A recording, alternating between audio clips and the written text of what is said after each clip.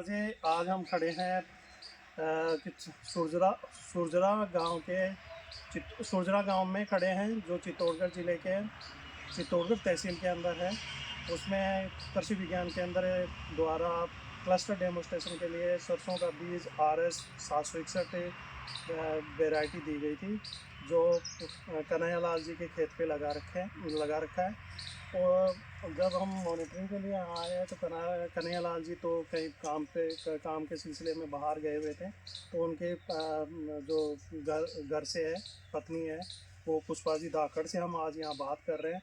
तो पुष्पा जी बताएंगी कि जो यहाँ कृषि विज्ञान केंद्र से दिया गया बीज है, वो पिछले जो आप वैरायटी बोते थे, चाहे वो लोकल वैरायटी थी या कोई दूसरी वैरायटी थी, उसके मुकाबले आप अपने बारे में बताते हुए थोड़ा सा इस फसल के बारे में बताएं। नमस्कार, मैं पुष्पा धाकड़ हूँ, गाँव सुरजना, जिला चित्तौड़गढ़ से। हमने पहले सरसों बोई थी, जिसके मुकाबले अभी जो RS 761 सरसों बीज बोए हमने, उससे अच्छा उत्पादन मिलेगा, हमें संभावना है। और कितना बीज दिया था आपको? 2 किलो। 2 किलो के साथ में और क्या क्या दिया था? कोई दवाई मिली थी? पाउडर या कोई पैसा मिलाने के लिए इसके अंदर? वो आए थे लेने के लिए, लेने के लिए वो गए थे, कन्हैयालाल जी गए थे।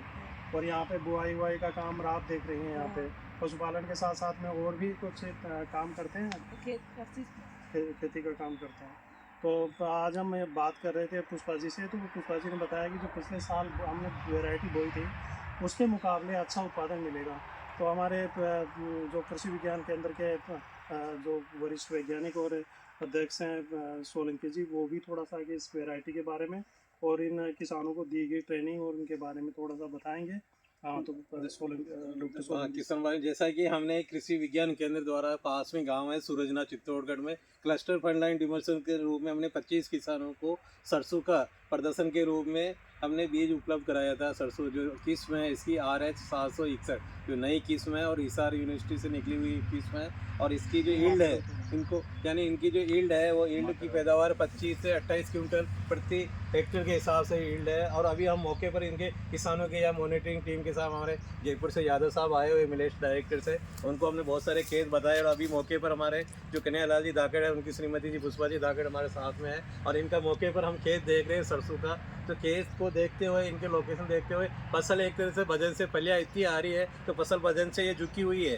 यानी इसको देखकर लग रहा है 1 बीघे में 5 से 6 क्विंटल प्रति बीघा के हिसाब से, और पर हेक्टेयर की बात करते हैं तो 25 से 28 क्विंटल प्रति हेक्टेयर के हिसाब से इसकी अनुमानित ईल्ड हम आंक रहे हैं। और फसल पौधे में फलियाँ की संख्या बहुत अच्छी है और इसमें मोहल्ले का प्रकोप भी कम है, क्योंकि इनको अगेती बो दी थी, जबकि हम पछेती सरसों दे गए उसमें मोहल्ले का भी प्रकोप है। इस फसल में टाइम से समय पर बुआई करने से इसमें मोहल्ले का प्रकोप भी कम है। साथ ही हमने इनको बीज देते समय इनको प्रेसिक्सिन दिया ताकि इनको संतुलित मात्रा में खाद और उर्वरक, साथ ही बीज उपचार करने के लिए हमने दवा बताई और बीज उपचार करने का एक तरीका बताया। साथ ही हमने जैविक ट्राइकोडर्मा भी इनको किसान को बीज के साथ दिया। बीज को उपचारित कर संतुलित मात्रा में खाद डालने से वर्तमान में इसकी सरसों की फसल की जो हम देख रहे हैं तो मौके पर फसल बहुत अच्छी खड़ी हुई है और इसका उत्पादन भी अच्छा होगा।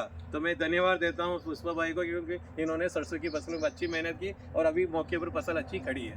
तो जैसे डॉक्टर साहब ने बताया कि फसल अच्छी है और उत्पादन भी अच्छा मिलेगा, तो हम आशा ही करते हैं कि जो ये फसल है जो पिछले साल इन्होंने बोई थी उससे 1.5 गुना या 1.25 गुना उत्पादन ज़्यादा मिलने की संभावना बता रहे हैं, यदि मौसम की परिस्थितियाँ अनुकूल रहती है तो साथ के अंदर हम जो कृषि विज्ञान केंद्र और उनकी टीम ने जिस प्रकार टीम वर्क करके कृषि मैपर का भी यहाँ इस्तेमाल करके, उन्होंने कृषि मैपर में भी इसमें इस खेत का लैटीट्यूड लॉन्गिट्यूड डाल के पूरे खेत की मैपिंग करके, जियो टैगिंग करके इस खेत को पूरे के पूरी तरीके से क्लस्टर डेमोस्ट्रेशन के रूप में अंकित किया है। तो मैं सभी कृषि विज्ञान केंद्र के जो